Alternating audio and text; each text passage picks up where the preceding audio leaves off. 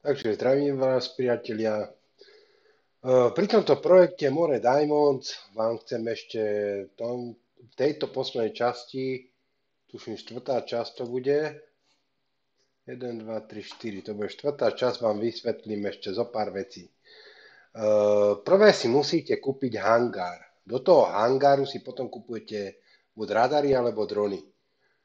Podľa môjho sponzora je najlepšie si kúpiť tento hangár za 100 diamantov. Môžete si tam umiestniť iba jeden dron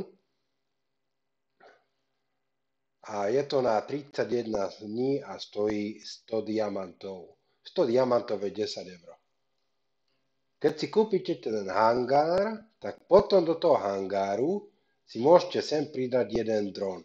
Ten dron môže byť maximálne v 41. leveli. Lebo vidíte, keď kupujete tento hangár, tak tam môžu byť drony od prvého levelu až po 41. level. No, tuto môj sponzor odporúča tento radar. Čiže za 350 diamantov a za 24 hodín má zarobiť 22 diamantov. Takže ideme si to prepočítať. 22 diamantov krát 30 dní máte 660 diamantov. Od 660 diamantov odrátame 350 diamantov náklady na radar minus 100 diamantov na hangár a minus 100 diamantov, čo platíme za VIP 10 eur mesačne. Takže to máte 110 diamantov, čiže 11 eur plus za mesiac. To je pri tomto konkrétnom. Ja osobne som to vyriešil tak, aj to budem tak kombinovať. Ja osobne som si kúpil tento hangár na 90 dní za 250 diamantov, ale môžete si tam dať 2 drony. Tuto to máte napísané, že koľko dronov si tam vlastne môžete dať. Takže ja som si kúpil tento, to je level 34.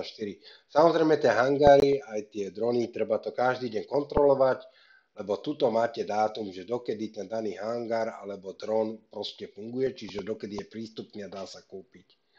Potom som si kúpil 2 takéto radary, je to na 30 dní, zarobí mi to 3,4 diamantu za 24 hodín. Konkrétne tento hangár, pokiaľ by som nerobil zadarmo tie diamanty ešte plus k tomu, čo je, tak budem rád, že sa mi vlastne vráti to, čo som do toho vložil.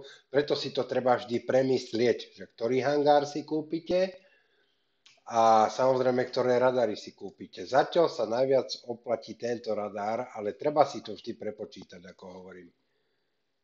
Dobre, potom,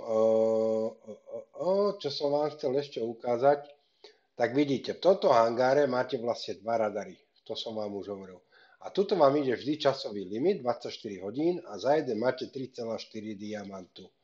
Keď vám prejde tých 24 hodín, tak vám ukáže takéto niečo. Tu vám ukáže collect, v tomto prípade je tu 25 diamantov, ale tu vám ukáže collect 3,4 diamantu. Tak musíte na to kliknúť, on sa sem prepíše, sem do balance a potom znova začne odratávať 24 hodín. Takže toto si treba sledovať. To je asi všetko, čo som chcel povedať. Ešte pozriem. Áno, to je všetko.